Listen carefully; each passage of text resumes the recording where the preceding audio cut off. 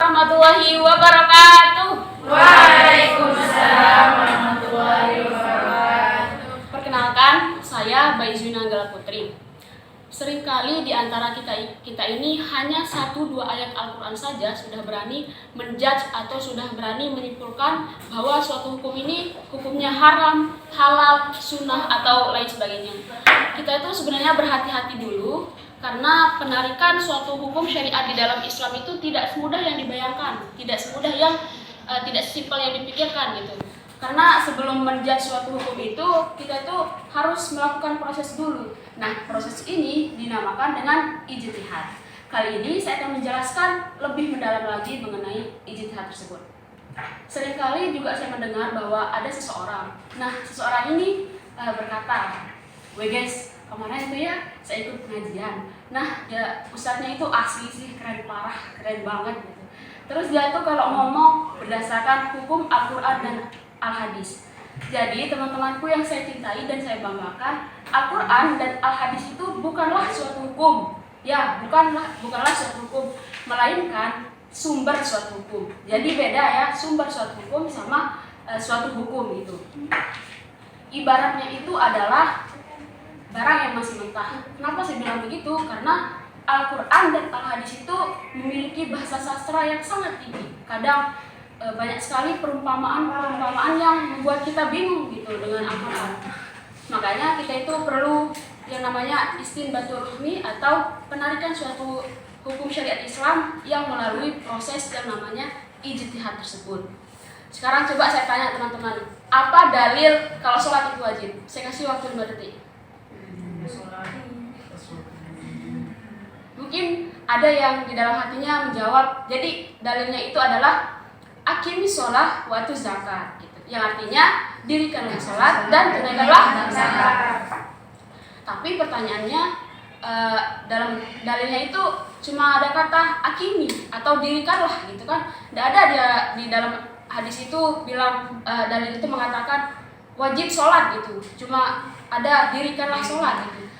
Jadi pertanyaannya adalah terus dalil ini perintahnya itu sebenarnya wajib atau setengah atau boleh-boleh saja atau bagaimana gitu kan, bingung kita apakah ini hadis yang wajib gitu. Nah, disinilah berlakunya yang namanya ijtihad tersebut.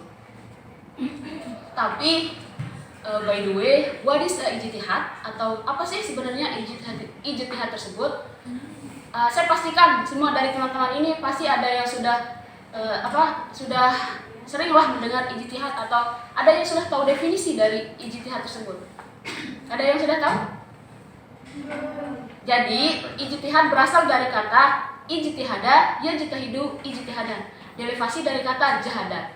Secara bahasa ijtihad berarti upaya atau kemampuan, sedangkan secara istilah berarti banyak sekali definisi atau penjelasan yang beragam mengenai ijtihad tersebut.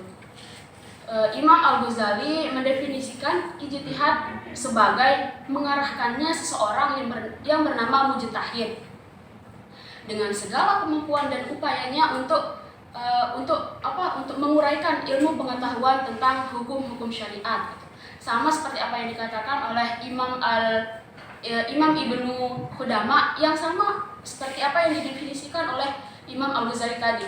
Tapi berbeda dengan apa yang disampaikan oleh Imam Al-Baidawi yang mendefinisikan bahwa ijtihad adalah sebagai pengarahan untuk menangkap hukum-hukum syariat gitu. Nah, dapat disimpulkan dari sekian banyaknya definisi tentang ijtihad tadi tersebut. Jadi dapat disimpulkan secara umum ijtihad merupakan suatu upaya atau kemampuan yang dikerahkan oleh seseorang yang bernama mujtahid dengan segala kemampuan yang dia miliki itu untuk menggali atau menemukan tentang hukum-hukum syariat itu. Jadi jika teman-teman bertanya, lalu dari mana sih asal usul ijtihad ini? Apakah diperintahkan dari Rasulullah gitu? Jadi sebenarnya ada riwayat terkenal. Nah, riwayat ini membahas tentang Mu'adz bin Jabal.